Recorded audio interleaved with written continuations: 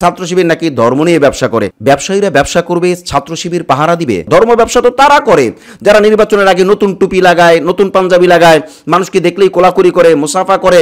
বিগত 53 বছরে আমরা বিভিন্ন ছাত্র সংগঠন দেখেছি লুটপাট, রাহাজানি, চাঁদাবাজি আর মারামারি ছাড়া, মানুষকে কষ্ট দেওয়া ছাড়া তারা জাতির জন্য কোনো ভালো কিছু উপহার দিতে পারেনি। আসসালামু আলাইকুম ওয়া রাহমাতুল্লাহ।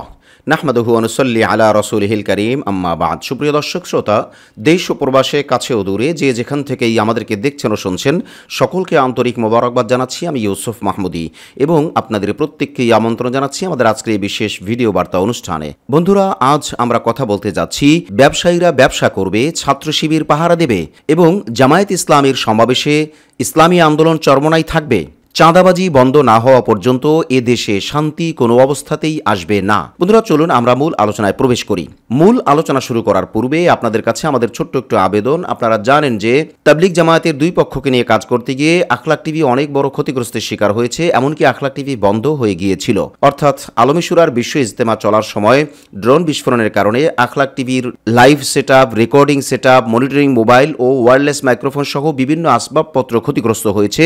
এর পরপরই সাতপন্থী বিপদগামী ভাইয়েরা আখলাক টিভির ফেসবুক পেজ থেকে আগে লাইভ কন্টেন্ট চুরি করে তাদের ইউটিউব চ্যানেলে আপলোড করার সুবাদে আখলাক টিভির ইউটিউব চ্যানেলকে পরপর 4টি স্ট্রাইক দিয়ে আখলাক টিভির ইউটিউব চ্যানেলটিকে সাসপেন্ড করিয়ে দেয়। যে কারণে আখলাক টিভি বাধ্য হয়ে আখলাক সমাধান টিভি নামে নতুন একটি ইউটিউব চ্যানেল করে। অতএব আপনাদের সকলের কাছে আমাদের আবেদন থাকবে, আখলাক টিভির ফেসবুক পেজ ও আখলাক টিভির নতুন ইউটিউব চ্যানেলকে সাবস্ক্রাইব, লাইক, কমেন্ট, শেয়ার করে আমাদের পাশেই আপনারা থাকবেন এবং আমাদেরকেও আপনাদের পাশেই রাখবেন। বন্ধুরা, আজকের যে আলোচনাটা, এটা অত্যন্ত গুরুত্বপূর্ণ একটি ব্যাপার। আপনি সোশ্যাল মিডিয়াতে দেখে থাকবেন যে একটি স্লোগান, অর্থাৎ ব্যবসায়ীরা ব্যবসা করবে, ছাত্র শিবির পাহারা দিবে। হ্যাঁ, এই স্লোগানটাই বাংলাদেশের জন্য সবচেয়ে বেশি প্রযোজ্য এবং এই জিনিসটাই বাংলাদেশের ব্যবসায়ীরা সহ বাংলাদেশের আমজনতা সবাই চায়। কারণ ব্যবসায়ী মহল যদি শান্তিতে ব্যবসা করতে না পারে এবং চাঁদাবাজি যদি বন্ধ না হয়, তাহলে এই দেশে আপনি কোনোভাবেই শান্তি কায়েম করতে পারবেন না বা শান্তিতে থাকতে পারবেন না। এটাই চিরসত্য, ইটস ট্রু। এজন্য আমরা বলবো, ছাত্র শিবির যদি এই দায়িত্ব নিতে চায় যে ব্যবসায়ীরা ব্যবসা করবে আর ছাত্র শিবির পাহারা দিবে, অর্থাৎ চাঁদাবাজি বন্ধ হবে, নিরাপত্তার সাথে ব্যবসায়ীরা ব্যবসা করবে, এটা যদি ছাত্র শিবির দায়িত্ব নিতে চায়, তাহলে ছাত্র শিবিরকেই এই দায়িত্ব এখন দেওয়া যায়। কারণ বিগত 53 বছরে আমরা বিভিন্ন ছাত্র সংগঠন দেখেছি লুটপাট, রাহাজানি, চাঁদাবাজি আর মারামারি ছাড়া, মানুষকে কষ্ট দেওয়া ছাড়া তারা জাতির জন্য কোনো ভালো কিছু উপহার দিতে পারেনি। হ্যাঁ, টুকটাক দু এক জায়গায় ভালো কিছু থাকলে সেটার ব্যাপার ভিন্ন, কিন্তু বেশিরভাগই ছিল দাঙ্গা ফাসাদ। আর ছাত্র শিবিরের দ্বারা আমরা কখনো চাঁদাবাজি হতে দেখিনি এবং ছাত্র শিবির যদি এই দায়িত্ব নিতে চায়, তাহলে আমরা পূর্ণ আস্থার সাথে ছাত্র শিবিরকে এই দায়িত্ব দিতে পারি। কারণ ছাত্র শিবির এমন এক সংগঠন যে জাতির পাশে সবসময় অতন্দ্র প্রহরী হিসেবে কাজ করে থাকেন।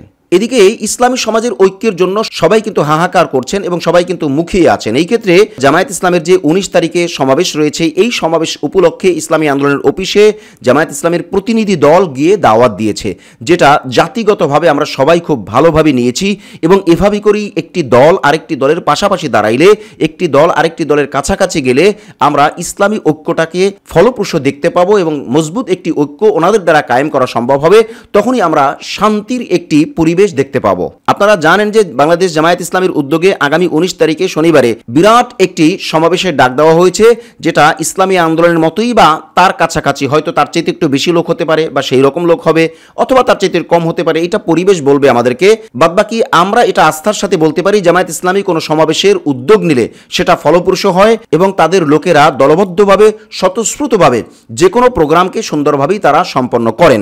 সেই হিসেবে জামায়াত ইসলামীর আগামী 19 তারিখের সমাবেশ যে তারা সুন্দরভাবে সম্পন্ন করবেন, এই আস্থা আমরা রাখতেই পারি। এক্ষেত্রে ইসলামী আন্দোলনের সমাবেশেও তারা সহযোগিতা করেছিলেন, তাদের প্রতিনিধি গিয়েছিলেন, বক্তব্য দিয়েছিলেন। আমরা আশা করি ইসলামী আন্দোলনের দায়িত্বশীলরা সেখানে যাবেন এবং ইসলামী আন্দোলনের লোকজনও সেখানে এই সমাবেশকে সফল করার জন্য এনারাও পাশে থাকবেন বলেই আমরা মনে করি। এক্ষেত্রে আমরা গুরুত্বপূর্ণ যে পয়েন্টটা তুলতে চাই সেটা হলো এটা যে, দেখেন, ইসলামী আন্দোলনের সমাবেশের পরেই কিন্তু পিআর এর জাগরণ তৈরি হয়েছে, অর্থাৎ পিআর পদ্ধতিতে যে নির্বাচন, এই বিষয়টা কিন্তু ইসলামী আন্দোলনের সমাবেশটা করার আগে, মহাসমাবেশ করার আগে অত বেশি। এক্ষেত্রে আমরা মনে করি জামায়াত ইসলামী আগামী 19 তারিখে যে সমাবেশের ডাক দিয়েছে, এই সমাবেশ থেকে পিআর পরিপূর্ণভাবে, অর্থাৎ পিআর পদ্ধতিতে যে নির্বাচন, এই পিআর সিস্টেমটা জামায়াত ইসলামের সমাবেশ থেকে পূর্ণতা পাবে এবং স্থায়ীভাবে এটার একটা ডিসিশন হবে বলেই আমরা মনে করি। কারণ জামায়াত ইসলামের সমাবেশগুলো মজবুত হয়, আর এই মজবুত সমাবেশের মধ্যে যদি পিআরটাকে সুন্দরভাবে উপস্থাপন করা যায়, তাহলে আমরা দেখতে পেলাম যে ইসলামী আন্দোলনের সমাবেশের দ্বারা তো পিআরের একটা জাগরণ তৈরি হলো, আর জামায়াত ইসলামের সমাবেশের দ্বারা পিআরকে স্থায়ীভাবে এস্টাবলিশ করা যাবে বলেই আমরা মনে করি। আখলাক টিভি থেকে গত 2 ঘন্টা আগে একটি পোস্ট করা হয়েছিল, সেখানে বলা হয়েছে যে ছাত্র শিবিরের বিষয়ে এই স্লোগানটা আপনার কাছে কেমন লাগে, যে ব্যবসায়ীরা ব্যবসা করবে, ছাত্র শিবির পাহারা দিবে। ছাত্র শিবিরের এই স্লোগানটা আমাদের দর্শক শ্রোতাদেরকে উদ্দেশ্য করে পোস্ট করা হয়েছিল, যে বিষয়টাকে আপনার কাছে কেমন লাগে আপনারা ব্যাখ্যা করুন। সেখানে একজন ব্যাড কমেন্ট করেছে যে ছাত্র শিবির নাকি ধর্ম নিয়ে ব্যবসা করে। হ্যাঁ, ইসলামী রাজনীতি যারা করবেন তারা তো ধর্মের কথাই বলবেন, তো এই ধর্মের কথা বলে রাজনীতি করা এটা ধর্ম ব্যবসা কিভাবে হলো? ধর্ম ব্যবসা তো তারা করে যারা নির্বাচনের আগে নতুন টুপি লাগায়, নতুন পাঞ্জাবি লাগায়, মানুষকে দেখলেই কোলাকুলি করে, মুসাফা করে এবং খুব একদম ঢলে গলে যায়, ইসলামী আঙ্গিকে খুলুকে হাসানা সুন্দর একটা ব্যবহার দেয়। ওই একটা বাংলা প্রবাদ বাক্য আছে না, যে ভোটের আগে দুলা ভাই, ভোটের পরে খবর নাই, এরকম একটা অবস্থা হয়ে যায়। তো ছাত্র শিবির যেহেতু ইসলামী রাজনীতি করে, তারা তো ইসলামের কথাই বলবে, এটাই তো স্বাভাবিক, তাই না? তো ছাত্র শিবির, ছাত্র আন্দোলন, ছাত্র মজলিস অর্থাৎ ইসলামী দলগুলোর যে ছাত্র শাখাটা আছে, তারা তো ধর্মের কথাই বলবে। তো এটা নিয়ে ধর্ম ব্যবসার কি হলো? ধর্ম ব্যবসার তো জেনারেল যারা, তারা যখন তাদের ফায়দা লোটার জন্য নির্বাচনের সময়, বিশেষ বিশেষ সময় যখন ধর্মের বাণী শোনায়, তখন আমরা ধরে নিই যে তারাই মূলত ধর্ম ব্যবসায়ী। যারা ধর্ম নিয়ে রাজনীতি করে তারা ধর্মের ব্যবসা করে না, বরং ধর্মকে এস্টাবলিশ করার জন্য রাজনীতি করে। অতএব এই ধরনের ব্যাড কমেন্ট করে ছাত্র শিবিরকে অথবা ছাত্র আন্দোলনকে অথবা ছাত্র মজলিসকে, এই ধরনের ছাত্র সংগঠনগুলোকে অর্থাৎ ইসলামী ছাত্র সংগঠনগুলোকে কোনো অবস্থাতেই থামানো যাবে না, কারণ তারা ইসলামকে এস্টাবলিশ করার জন্যই রাজনীতি করেন। অতএব তাদেরকে এই ধরনের ব্যাড কমেন্ট করে কোনো অবস্থাতেই থামানো যাবে না। আর জাতি অর্থাৎ জাতি মানে আমরা সবাই মিলে, আমরাও এখন এই ছাত্র সংগঠনগুলোকেই চাইবো, অর্থাৎ ছাত্র মজলিস, ছাত্র শিবির, ছাত্র আন্দোলন, এনাদেরকেই চাইবো। কারণ বিগত 53 বছরে জেনারেল ছাত্র সংগঠনগুলো কোনো অবস্থাতেই আমাদেরকে শান্তির বাণী শুনাইতে পারে নাই। এক এক জায়গায় নৈরাজ্য সৃষ্টি করেছে, অশান্তি সৃষ্টি করেছে, মারামারি কাটাকাটি করেছে, একের পর এক ফাসাদ সৃষ্টি করেছে।